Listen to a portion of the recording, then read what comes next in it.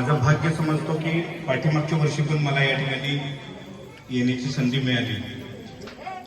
सगळ्या गावकऱ्यांचा आशीर्वाद असेल तर पुढच्या वर्षी पण मला संधी मिळेल अशा अपेक्षा.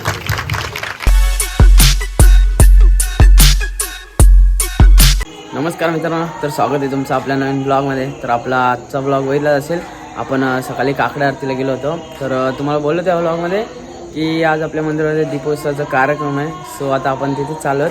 तर बघू, बरेचसे पाहुणे मंडळी देखील येणार आहेत. तर आपण जाऊ दीपोत्सवाला बघू. बरेच गावातले असतील. तर चला आपल्या ब्लॉगला असेच कंटिन्यू करत राहा.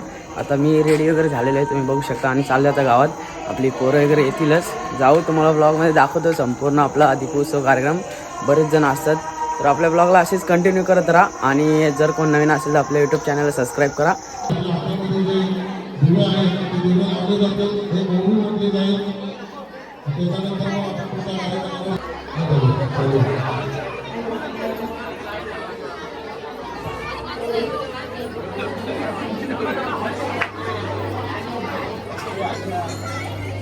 उभी झाल्यानंतर दीप प्रज्वलनाचा कार्यक्रम होईल.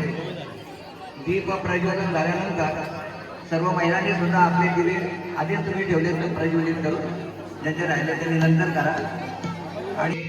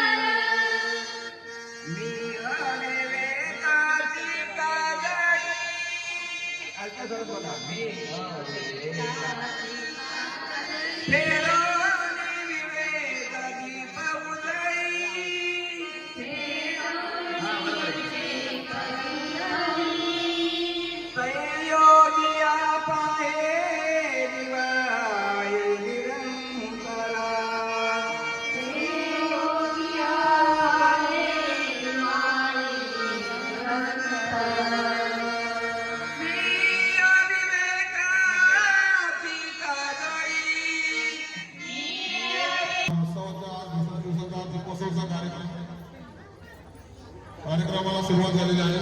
तर मी आपल्याला दीपप्रज्वलन करण्यासाठी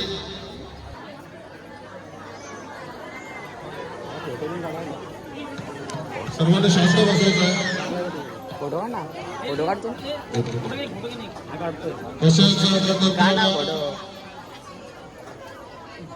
संस्थांचे अध्यक्ष अनंत पाटील यांना विनंती करतो की आपल्या शुभ हस्ते दीपप्रज्वलन करायचं आहे. तसेच आपले येरुडकर साहेब, राजेंद्र येरुडकर साहेब यांना विनंती करतो की आपल्या शुभ हस्ते सुद्धा दीपप्रज्वलन करायचं आहे. तसेच माननीय श्री अशोक पडवाल यांना विनंती करतो की आपल्या शुभ हस्ते दीपप्रज्वलन करायचं आहे.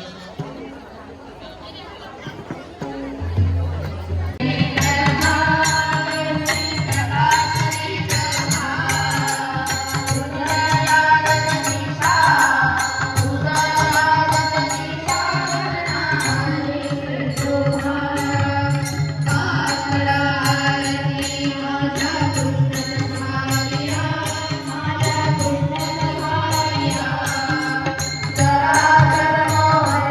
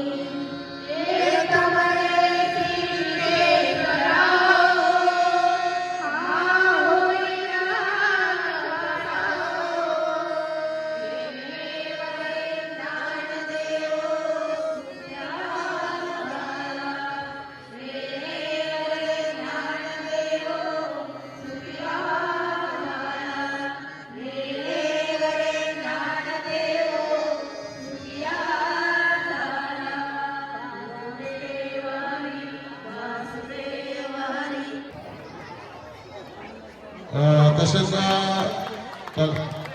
सासगाव देवस्थान मंदिराचे अध्यक्ष माननीय आनंद पाटील ताते यांचे स्वागत शेखरराव मी विनंती आपल्या शुभ हस्ते करत आहे. तसेच दाटी मंडळी तसेच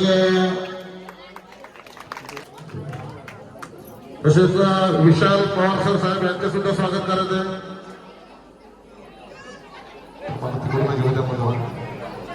माननीय राजेंद्र येरुणकर साहेब यांचे सुद्धा स्वागत करत. नमस्कार. आज श्रीदेवी दत्त जयंतीनिमित्त या ठिकाणी मला बोलवलं, याबद्दल मी सर्वात प्रथमच आभारी मानतो.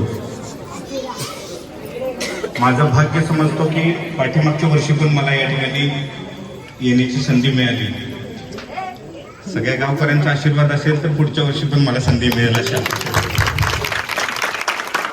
या कार्यक्रमासाठी उपस्थित आदरणीय कर्णूक महाराज असतील, या ठिकाणी देवस्थानचे अध्यक्ष असतील, ॲडव्होकेट येरुणकर साहेब असतील, पत्रकार बंधू असतील, आपले पिंगळे साहेब असतील, या सर्वांचं आम्हाला नेहमी सहकार्य असतं. त्या सर्वांचं मी आभार मानतो. आपण आता ज्ञानेश्वरी ऐकली. प्रत्येक वर्षी आपण ज्ञानेश्वरीनंच हा तुम्ही ज्ञानेश्वर महाराजांची महती सांगितली. संततेची देव म्हणजे प्रथम संतांना ओळखायला लागतात. संत जर ओळखले तर देव भेटायला, परमेश्वर भेटायला वेळ लागत नाही. नक्कीच अति थोडक्या शब्दात सर्वांना आणि नक्कीच तुम्ही पुढल्या वर्षी सुद्धा कार्यक्रमात राहाल अशी अपेक्षा करतो. त्याच्यानंतर मी आपल्याला वर्षानुवर्ष पारंपरिक आपला जो उत्सव आहे त्या उत्सवाला आपले आपल्या पंचक्रोशीतील ॲडव्होकेट राजेंद्र येरुणकर सर यांना विनंती करतो की आपले मनोगत व्यक्त करायचे. रायगड भूषण तर आहेतच तानाजी महाराज, परंतु आता आपले माजी पोलीस पाटील यांनी सांगितलं की जोग संस्थानाने आता आचारसंहिता कीर्तनकारांसाठी दिली, त्याच्याही पलीकडे जाऊन तानाजी महाराजांचं काम आहे ते रायगड जिल्ह्याचं भूषण आहे, नव्हे आपल्या परिसराचं भूषण आहे. आपल्या सर्वांचं भाग्य आहे की हरिभक्त परायण माधव महाराज करतो यांना विनंती करतो की आपण आपले मनोगत व्यक्त करायचे. त्याच्यानंतर आपण किल्ले स्पर्धा आणि रांगोळी स्पर्धेच्या बक्षीस समारंभाकडे जाणार आहोत. हॅलो. मंगल भगवान विष्णू मंगलम गरुडध्वजः मंगलम पुंडरीकाक्षो मंगलम यतनो हरी. मला एवढंच सांगायचं आहे, आज दीपोत्सवाचा कार्यक्रम आहे, तर आज आपल्याला देव, धर्म आणि संस्कृती हे टिकवणं फार महत्वाचं आहे. आज आपल्याच एका गावातल्या मुलीने मला मेसेज केलेला आहे की महाराज तुम्ही कीर्तन करता, प्रवचन करता, तर तुम्ही काही गोष्टी संस्काराच्या आज फार परिस्थिती बिघडलेली आहे आणि मी पण शाळेमध्ये पाहतोय ते खूप बिघडलेली आहे. साहेबांना पण माहीत आहे, त्यांच्याकडे तर रोज केसेस असतील. खूप बिघडलेली परिस्थिती आहे. इंजिनियर व्हा, डॉक्टर व्हा, वकील व्हा, हे जे शिक्षण आहे ना हे पोट भरण्याचं साधन आहे. पण त्या शिक्षणाला जर आध्यात्मिक ज्ञानाची जोड असेल तर त्याच्या विचारामध्ये परिवर्तन होईल, विचारामध्ये बदल होईल. म्हणून याची फार गरज आहे. आज आपण म्हणतो अशी अशी प्रकरणं घडतात, आपण पाहतच आहोत, मुला मुलींचे प्रकरण आहेत. तुम्ही इथे जर आणलं तर त्यांच्या संस्कारामध्ये निश्चितच बदल होईल. आपण फक्त हरिपाठाला येतो, हरिपाठ झाला, काकडा झाला, तुम्हाला वाटतं संपला परमार्थ. आणि तो परमार्थ काय आहे हे समजण्याकरता कीर्तनाला यावं लागतं. आणि प्रत्येक आई वडिलांचं कर्तव्य आहे. आपण बाहेर कसे नेतो तसं तुमच्या गावात एवढा भक्ती मार्ग सुरू झालेला आहे, एवढा मोठा उत्सव लोकांनी पैसा खर्च करून इथं उभा केलेला आहे, तर तुमच्या सगळ्यांचं आई वडिलांचं कर्तव्य आहे की आपल्या मुलाला मुलीला इथं आणलं पाहिजे. लगेचच नाव पकडतो आणि लगेच देऊन आपलं बक्षीस स्वीकारायचं. श्रेया मोहन पाटील रांगोली स्पर्धा, प्रथम रांगोली स्पर्धेमध्ये 6 नंबरला आलेल्या ती श्रेया मोहन पाटील यांना विनंती करतो की आपला बक्षीस स्वीकारायचं. त्यांना स्मृतिचिन्ह आणि पैशाच्या स्वरूपात सुद्धा बक्षीस दिलं जाणार आहे 3 नंबरला. तसेच 2 नंबरला तनुजा देवदास पिंगले हिला सुद्धा स्मृतिचिन्ह आणि पैशाच्या स्वरूपात मानधन दिलं जात आहे. तसेच 1 नंबरला आपल्या घोडली गावातून प्रथम क्रमांकाचे रांगोलीचं बक्षीस स्वीकारलं ते ऋषाली संतोष पिंगळे. टाळ्या वाजवा यासाठी ऋषाली संतोष पिंगळे. तसेच आता आपण जातो 1 नंबरला रणधुरंदर ढोल ताशा पथक यांच्या सौजन्याने किल्ले स्पर्धा राबवली होती. तर या किल्ल्यांच्या स्पर्धेमध्ये 7 नंबरचा क्रमांकाचा पारितोषिक घेत होतो हिमांशु सुभाष दुर्गे. हिमांशु सुभाष दुर्गे याचा 7वा नंबर आलेला आहे. तसेच 4 नंबरचा किल्ले स्पर्धेमध्ये ती शर्वरी मनोज पिंगले 4 नंबर शर्वरी मनोज पिंगले. आणि 3 नंबरला सिद्धांत विलास पिंगले यांना सन्मान चिन्ह सुद्धा असणार आहे आणि पॉकेट्स असणार आहे ना. 3 नंबरला सिद्धांत विलास पिंगले. मुलांनी पण थांबायचं तिकडे त्या साईडला एका साईडला, नंतर मग ते पत्रकार तुमचे फोटो घेतील. प्रथम क्रमांक पटकावले ते साई समर्थ मित्र मंडळ यांच्यासाठी टाळ्या वाजवा. साई समर्थ मित्र मंडळ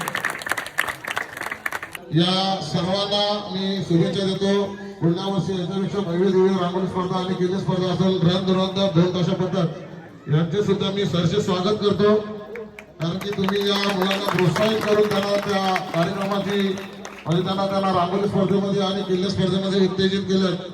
तर या ढोल ताशा कसे साडीवेडी दिसन पूर्ण प्रॉपर बघू शकतो तुम्ही. 1 नंबर लुक का तुमचा. आता फोटो काढायला सांगतील, दिसतं डोक्याला ताप. चला तर मित्रांनो आता मी आलेलो आहे घरी. दीपोत्सवचं कार्यक्रम तर संपलेलं आहे आणि आता चाललो थोडं जेवतो वगैरे. कीर्तन आहे संध्याकाळी, कीर्तनाला पण जायचं आहे. आणि बघू शकतो मस्त साडी वगैरे नेसून आलेत आपले ताई वगैरे. तर चला हा ब्लॉग मी इथेच एंड करते. आपला उद्याचा पण ब्लॉग येईल तर नक्कीच बघा आणि जास्तीत जास्त शेअर करून सबस्क्राईब करा आपल्या यूट्यूब चॅनलला. लवकर 1K सबस्क्रायबर होतील. चला भेटू आपल्या नेक्स्ट ब्लॉगमध्ये.